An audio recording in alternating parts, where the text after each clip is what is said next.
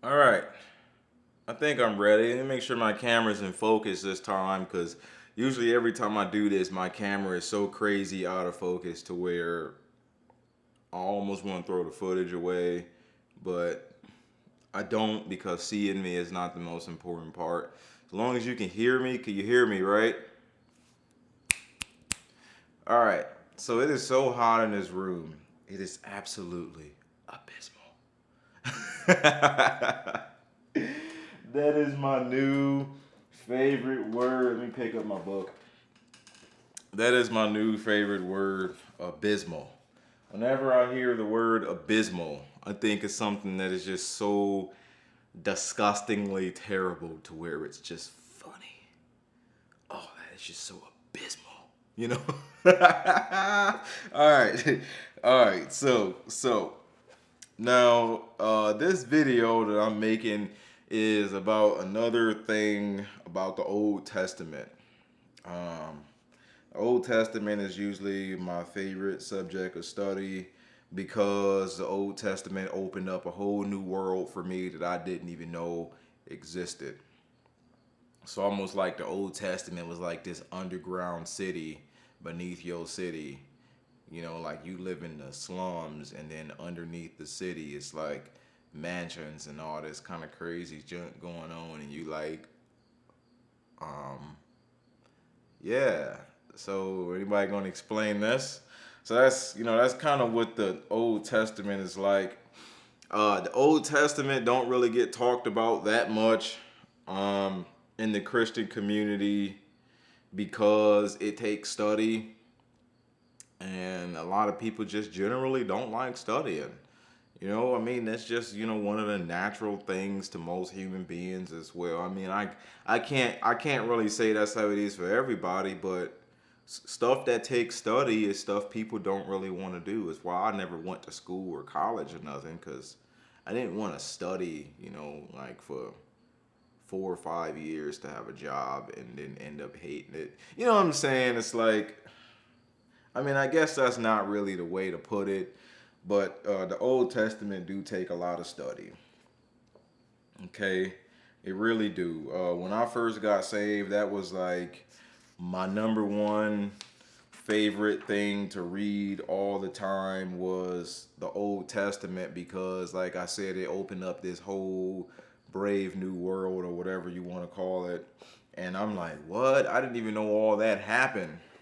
And you never find out because you never take your own personal study time. The Bible says to study to show yourself approved unto God, a workman who be not ashamed. But it is every Christian's personal responsibility to go and study the Word of God for yourself.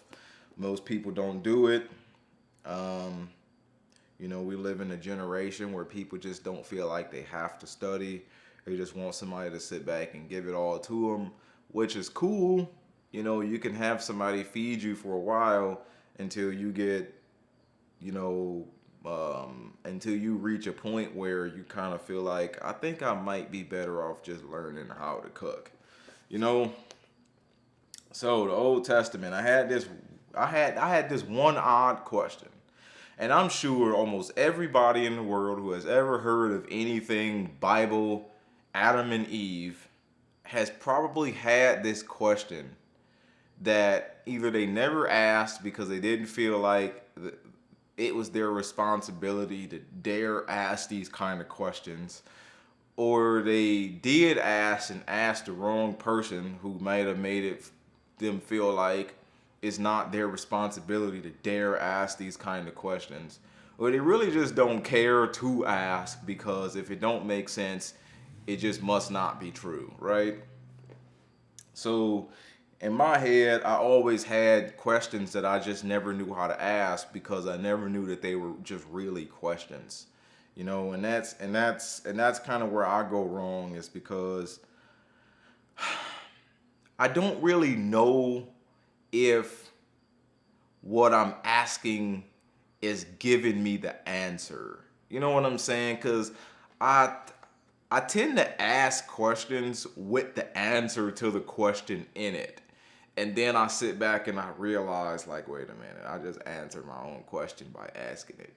And so sometimes, because I know that about myself, I try not to ask stuff because I feel like I could possibly know the answer. And this one question always stuck out to me, right? Okay, so God made Adam and Eve, right? He made Adam and Eve. Them was the only two people on record who God has ever personally made with his own two hands. Okay? After Adam and Eve, then what? Then what? Like, how did everybody else get here and everybody just come from Adam and Eve? How? So you ask those questions because you hear about Adam and Eve's two sons, Cain and Abel. And Cain killed Abel.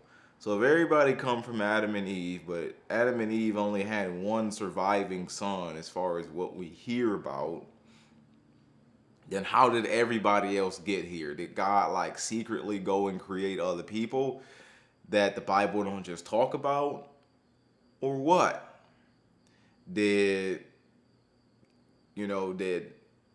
like I've even heard it put this way that that Cain and Adam was, I'm not even gonna go there, but it gets even weirder than that though. What a lot of people don't know, and this is the weird part, because the Bible didn't talk about this, and the reason why the Bible didn't talk about it is primarily because something else did. Now, I know I told a lot of people that I like to read the Apocrypha. I like to read every Apocrypha book. I'm actually going to give you an outline on the books of the Apocrypha that I read. So, the Book of Enoch, the Book of Jubilees, 1st and 2nd Esdras, 1st and 2nd Maccabees, Tobiah, Judith, Wisdom of Solomon, the Book of Sirach, or is also the Wisdom of Jesus, the Book of Baruch, the Book of Susanna, Prayer of Azariah, Prayer of Manasseh, Bel and the Dragon, Laodiceans. That's generally what the Apocrypha is, and then it got the Book of Jasher. I don't read the book. Well, I have read the Book of Jasher because you heard the Bible talk about the Book of Jasher, but then you actually get to reading the Book of Jasher that we have, and something sound real off about it. If you know the Bible, the Book of Jasher would sound real off. If you don't know the Book of Bible, if you don't know the Bible, then the Book of Jasher might not sound that off. But then you start to compare that up to what the Bible said about certain things, and you like, wait, something ain't right about that. So, I'm sorry, I got a lot of brightness. It just popped up in my window. The sun just came out. So, the Book of Jubilees and the Book of Enoch is one of those books that open up the Old Testament. Like, open it all the way up. And what people did not know is that Adam and Eve had a lot of kids. Like, they did. Adam and Eve had a lot of kids. So, a lot of people ask, well, how did more people get here after Adam and Eve if they only had one living son? And then Seth after that, so two living sons. Okay, you get a man, a woman, and then two sons, but how did the whole earth... And it's like you asking a question with the answer. How did that happen? Well, the only reason why that could have happened is unless they had to mate with each other. Okay? And that's kind of why I never really asked the question, because a lot of times I tend to ask questions with the answer. Well, how did that happen if? Well, the thing about it is that the Bible just didn't say that. And just because the Bible didn't say it does not mean it didn't happen. There's a lot of stuff that happened that the Bible just didn't say. Now, if the Bible said another thing happened and somebody else say one, if it contradicts what the Bible said, then that's when you can just kind of discard it. But if it don't contradict what the Bible said because the Bible just didn't say it, then that's when you can really start to ask yourself, like, is this even true? You know? So I'm going to read you something crazy. All right. All right, so where do we go? All right, so where do we go? All right, the Book of Jubilees, chapter 4. This is around year 190, between year 190 and 196 after man. So this would make it 3,800 BC or something. I don't really know. I'm just not trying to do all that math right now. But the Book of Jubilees, chapter 4, verse 9 said, "And Cain took Awan, his sister, to be his wife, and she bare him Enoch," who's the first Enoch, not the Book of Enoch, "at the close of the fourth Jubilee, and in the first year of the first week of the fifth Jubilee, houses were built on the earth, and Cain built a city and called its name after the name of his son Enoch. And Adam knew Eve, his wife, and she bare yet 9 sons." Bible didn't talk about that. Does not mean that it didn't happen. It's just that it didn't talk about it, and there's nothing in the Bible that said one thing that could then say that that couldn't be true. You know what I mean? Okay, so yeah, so she bore forth 9 sons. And in the 5th week of the 5th Jubilee, Seth, who is Adam and Eve's other son after Abel died, took Azurah, his sister, to be his wife. And in the 4th year of the 6th week, she bare him Enos. So I want people to understand it like this. So this is also going to explain the phenomenon that's been happening with mankind.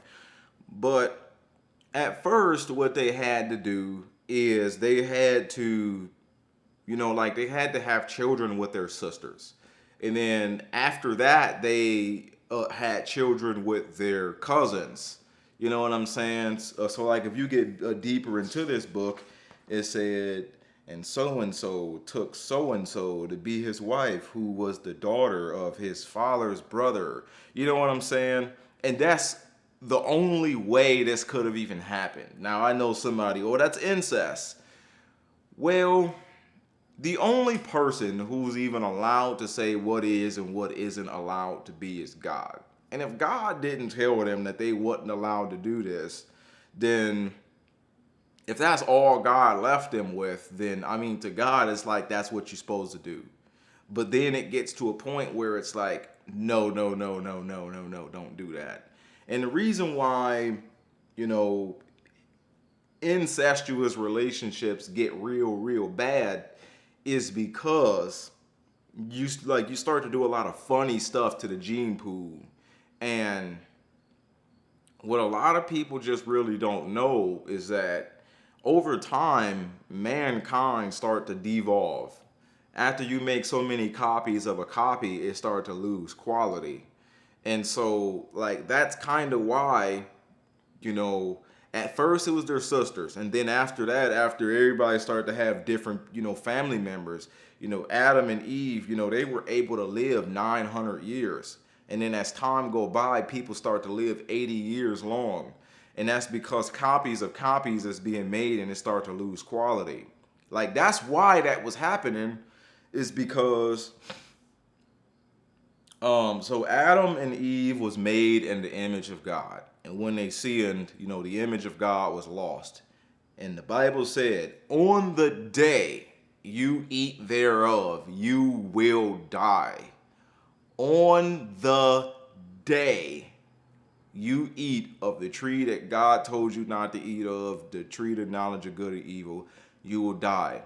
1,000 years is as a day in heaven. And when God say on the day you'll eat thereof, you'll die, before Adam was even like, I think 30 years, I'm like Adam wasn't even 30 years, or it might have been 70 years away from 1,000 years old, and he died.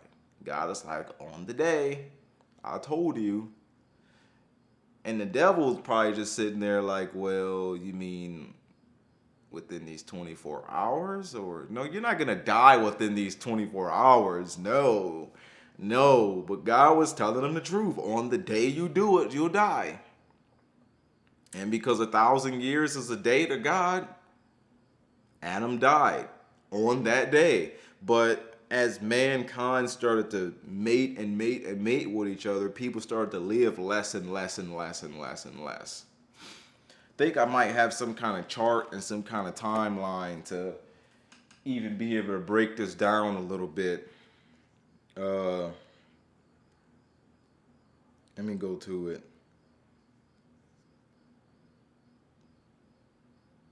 But now it's like, okay, now that, everybody is pretty much a copy of a copy, an incestual relationship just does some weird, wicked things to the gene pool that God is like, wait, you ain't supposed to be doing that, bro.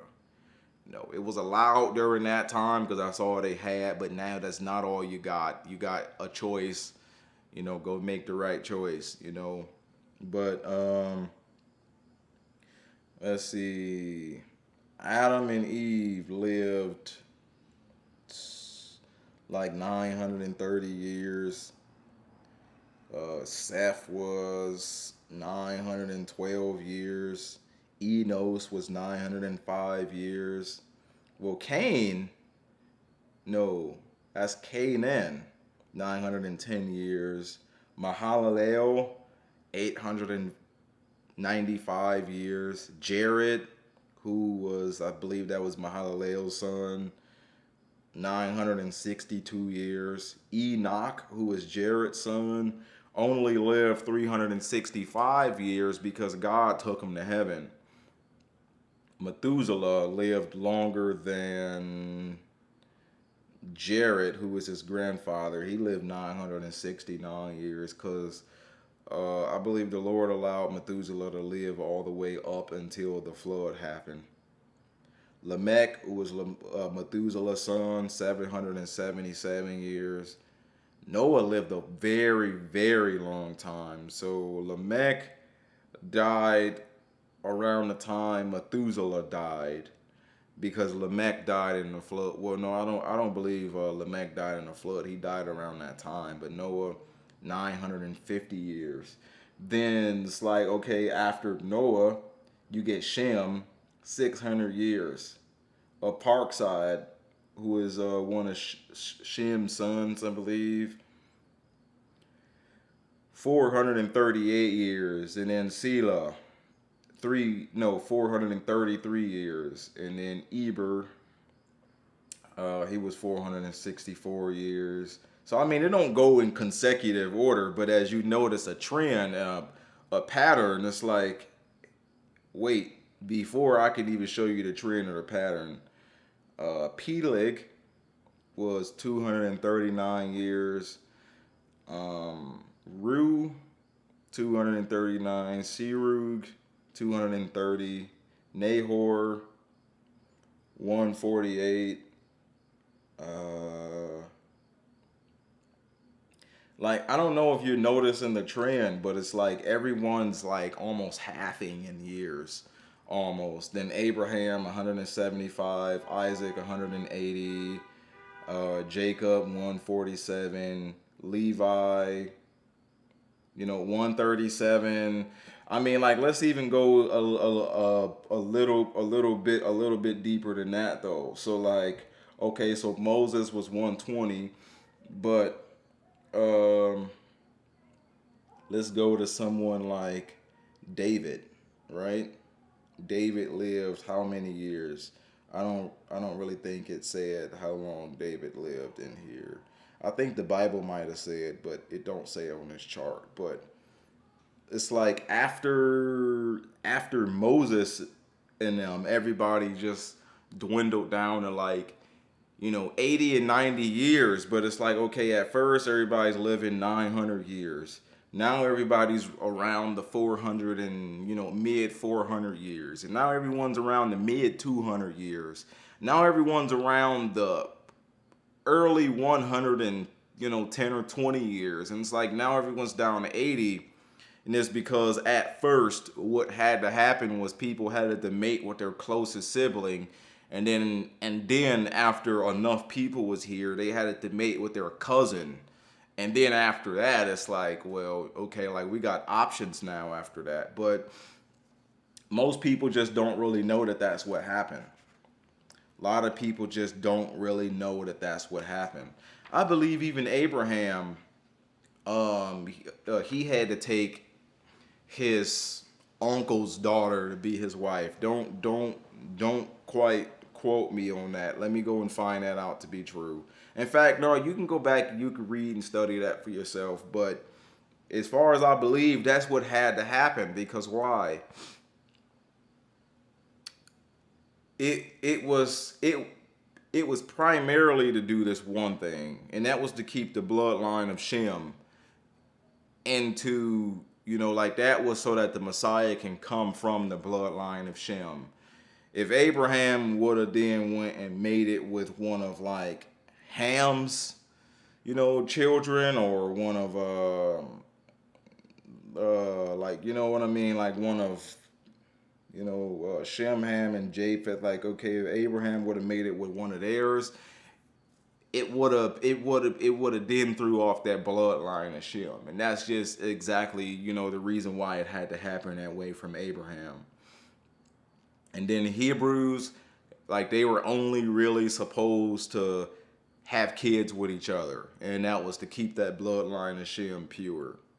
That's why now today you, or not even today, but I mean even still today, not just today, but a lot of those elite people. I don't believe in elite people. I just believe in um, either you human or you're not. But a lot of those people that call themselves the elites, they usually only mate with each other, and that's to keep their bloodline pure. Not because the elites is some high up kind of a person, but it's to keep the bloodline pure for when their God man is getting ready to come on the scene, who I believe is already born, and he's probably already fully functioning in society. He just haven't revealed himself as the God man yet.